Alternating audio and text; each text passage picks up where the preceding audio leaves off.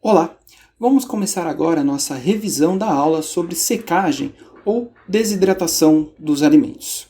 O objetivo da secagem, de você secar, é reduzir a quantidade de água, você retirar a água do produto, diminuindo então a atividade de água desse alimento. A atividade de água ela está diretamente relacionada a quantidade de água livre que você tem nesse alimento. E a atividade de água está relacionada com uma série de reações que acontecem no alimento. Então, quando você seca o alimento, você vai diminuir a atividade enzimática. Então, você não deixa que as enzimas do alimento tenham função. Então, você vai aumentar a vida de prateleira desse produto. Você vai diminuir a velocidade de reações químicas. Então, você retarda as reações químicas no alimento. Então, você aumenta a vida de prateleira do produto. Você diminui a atividade microbiana, já que não tem água, você não tem metabolismo microbiano. Então, você aumenta a vida de prateleira do produto. E diminui o peso dos alimentos. Então, você deixa o alimento mais leve, o que vai facilitar na hora do transporte desse alimento, já que normalmente os alimentos eles são 70%, 80%, 90% água. Na hora que você seca, eles ficam 80%, 90% mais leve. Então, facilita o transporte desse produto. Os efeitos dessa secagem nos alimentos, você tem então um endurecimento superficial. Então a superfície do alimento fica um pouco mais dura. Isso porque quando você tem uma secagem inicial lenta, então quando a secagem é feita numa temperatura mais baixa, como por exemplo a temperatura do sol, uma temperatura mais baixa para fazer a secagem, essa secagem mais lenta, as substâncias que são solúveis na água, como os solutos de uma forma geral, seja sal ou açúcar, né, dependendo do alimento, eles vão ser também arrastados do centro do alimento para a superfície. Só que quando chega na superfície, aquela água é evaporada e aquele soluto não. Então ele fica na superfície formando um cristal. Então eles se cristalizam, formam uma camada que ela é amorfa, ela não tem uma estrutura bem definida. Normalmente tem um aspecto pegajoso, porque ela ainda está um pouco mais úmida, então fica mais pegajoso, e isso faz com que a superfície fique então impermeável. Então você acaba tendo depois uma dificuldade de secar esse alimento, porque como ela é impermeável, ela não deixa a água sair. Então, esse endurecimento é causado também por esse movimento de sólidos, como eu expliquei. Tá? Então esse endurecimento é a secagem da água, e esse movimento de sólidos formam também uma casca ali no produto. E você tem também a retração desse produto, ou seja, esse produto ele diminui de tamanho, você tem uma retração, já que você tem a saída da água. Só que essa retração ela vai se diferenciar quando a secagem ela é lenta para quando a secagem ela é rápida. Na secagem lenta, como as temperaturas são mais baixas, a saída da água, então, logo, ela vai ser lenta, o que vai causar uma maior retração das células. Então, a água vai evaporando, então, quando ela sai, a superfície ela tenta se adaptar. Então, sai um pouco mais de água, ela tenta se adaptar, e com isso você tem uma retração. Só que aí você não tem a retração ela não é uniforme. Então, você tem uma mudança da superfície, então ela não fica exatamente igual como no original. Tá? Então, conforme pequenas quantidades de água, essas pequenas quantidades de água vão saindo, esses compostos celulares vão se adaptando a esse espaço vazio deixado pela água. Então, você tem a retração desse produto. Agora, quando a secagem ela é rápida, como a saída de água ela é muito rápida, ou seja, você vai utilizar temperaturas mais altas para isso, essa saída rápida de água faz com que você tenha uma retração menor.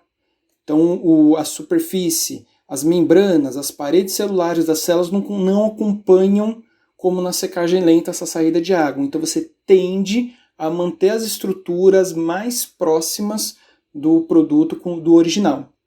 Então, a secagem lenta, você tem uma mudança da conformação, da mudança da forma, ela é muito mais acentuada, e na secagem rápida, essa mudança ela é muito menor.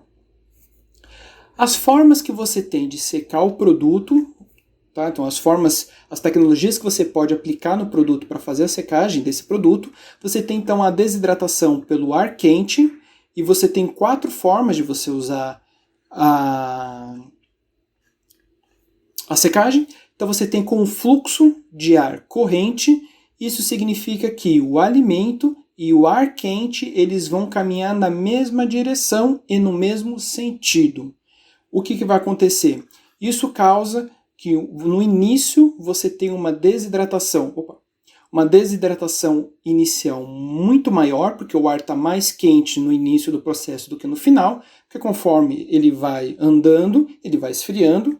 Então você tem uma desidratação inicial muito rápida, e conforme o ar e o alimento vão caminhando no equipamento, você tem um ar mais frio, então você tem uma dificuldade de ter um produto final com baixa quantidade de umidade, já que você seca muito rápido no início, mas no final o ar está mais frio, então você tem uma dificuldade maior de retirar aquele resto de umidade que fica. Então, são produtos que normalmente têm uma quantidade de água maior quando você usa esse método.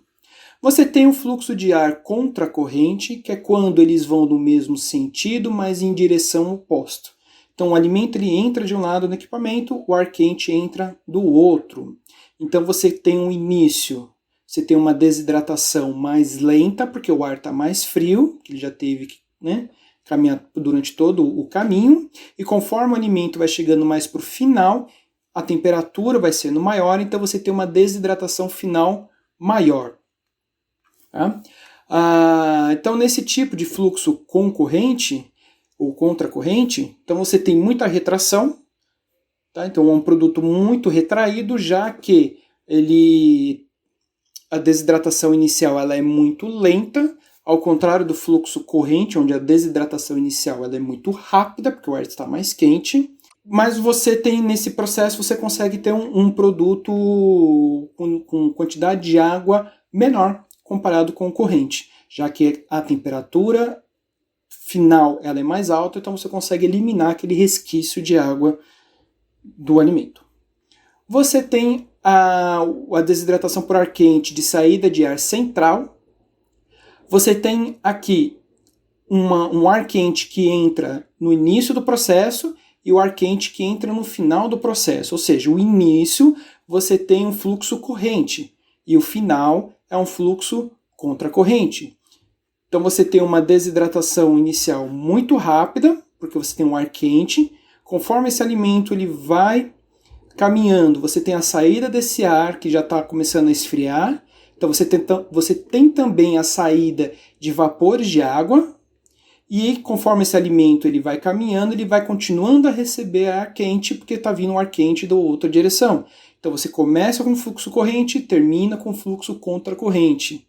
E além disso você tem a saída do vapor de água, que deixa o ambiente mais seco, que ajuda ainda mais a desidratar o alimento. Esse processo você vai então encurtar o tempo de secagem, já que você tem 2 métodos funcionando, então você diminui muito o tempo de secagem desse alimento e você consegue aumentar a produção. Você tem mais produção, porque se o tempo é menor, mais produto você consegue secar. E por último, você tem o ar quente por fluxo transversal, onde você tem vários equipamentos que produzem o ar quente e o alimento passa pelo meio.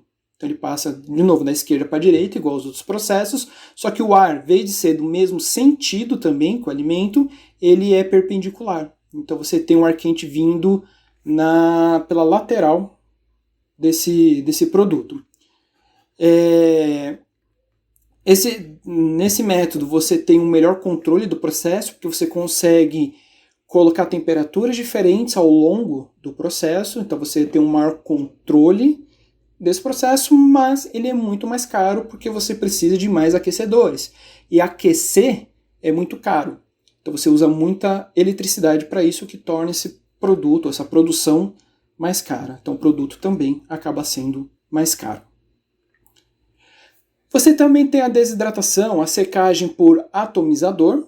O atomizador, você vai colocar, ele só serve para alimentos líquidos, então não serve para fazer alimentos sólidos. Esse processo aqui de ar quente, ele é muito melhor para produtos sólidos do que líquidos, né? Porque quanto maior o volume, né, então líquido você precisa pôr muito volume, o que acaba demorando mais para secar, então não é utilizado esse processo para líquidos, é utilizado para sólidos. Já o atomizador, ou do inglês o spray dryers, eles são utilizados só e somente para alimentos líquidos. Então você tem um alimento que fica armazenado fora do produto, ele é bombeado com uma alta pressão para dentro do atomizador. Nesse atomizador você tem uma saída de produto muito, muito, muito pequena, então é bem apertado, sai muito pouco produto. E como ele está vindo com alta pressão, já que você está bombeando, você tem a formação de sprays.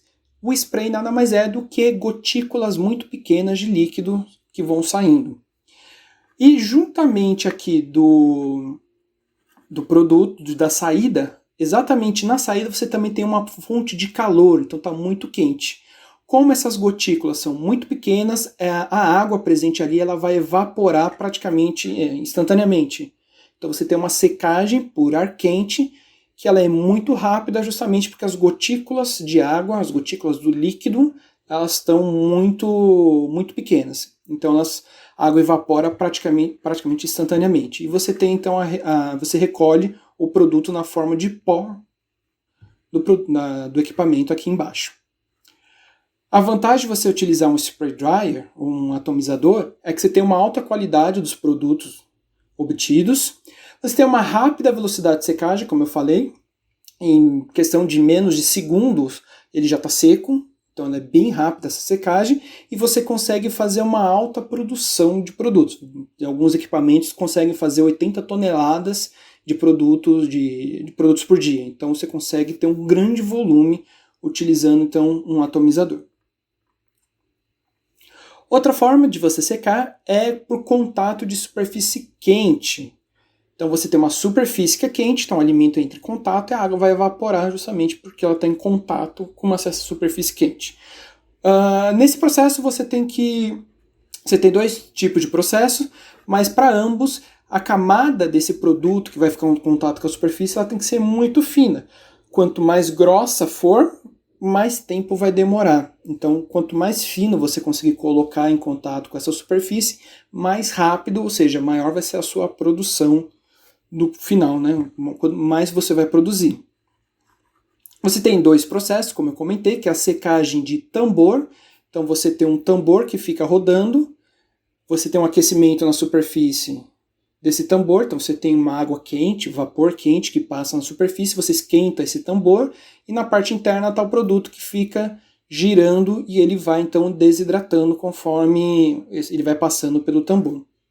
Um outro processo que você tem é o secador a vácuo, onde o princípio é muito parecido com um tambor, só que dentro do equipamento é feito um vácuo.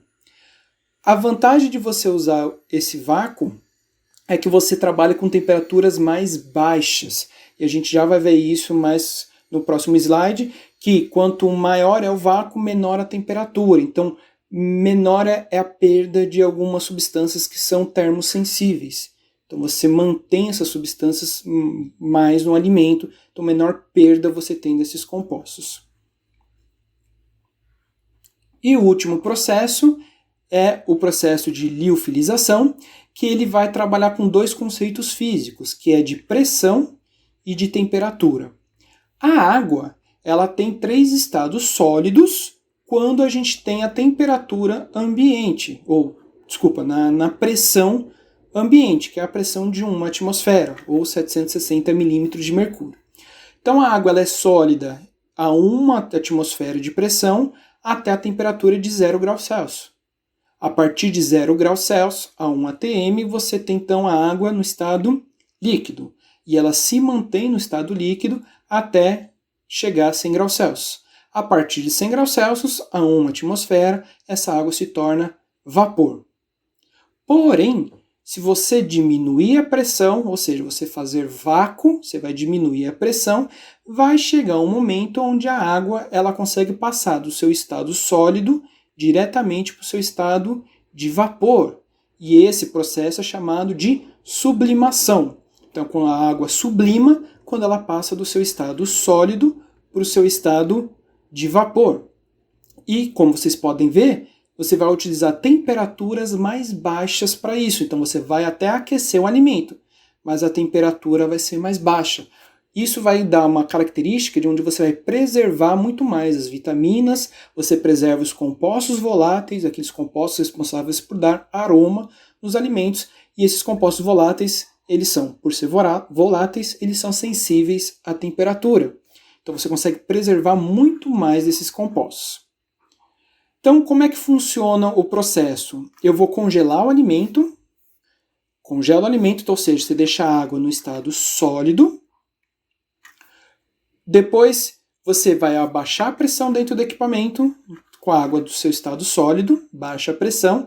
Então, você faz vácuo ali, ou tente fazer mais perto do vácuo possível, e depois você começa a aquecer o ambiente dentro do equipamento. Então, depois que chega a determinada temperatura, a água que estava no estado sólido, ela passa para o seu estado de vapor. A vantagem de você utilizar a liofilização é que você reduz significativamente a contração do produto, então você consegue manter a forma original, então praticamente não tem retração desse produto, já que a água sublimou, então ela vai evaporar instantaneamente, então você não vai ter aquela adaptação da superfície, da parede celular, da membrana celular do alimento, então você mantém a forma muito próxima do original. Você vai diminuir a perda de voláteis, como eu já comentei, e você tem uma menor desnaturação de proteínas, já que a desnaturação também é dada pelo calor. Então você tem a característica muito parecida com o original. A desvantagem da liofilização é um alto custo, porque ele é muito demorado. Alguns processos demoram muitas horas, porque você tem que congelar, e congelar é uma coisa que demora. O equipamento tem que manter, quando você coloca o produto ali, fecha a porta e vai ligar o equipamento, então ele tem que baixar a temperatura, isso demora muito tempo. Depois você tem que criar o vácuo, que demora mais tempo também, e você tem a questão do aquecimento, então acaba demorando, isso é um processo muito demorado.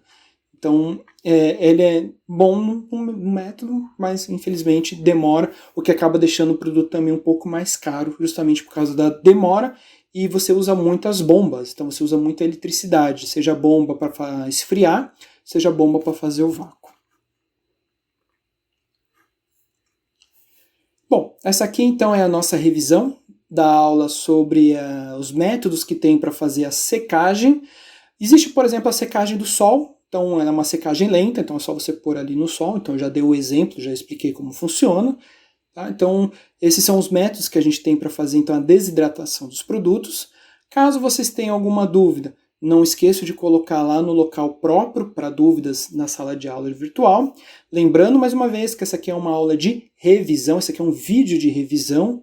Então, muito mais detalhes são fornecidos lá no material disponibilizado na sala de aula virtual. E por hoje é só. Então, bons estudos para vocês!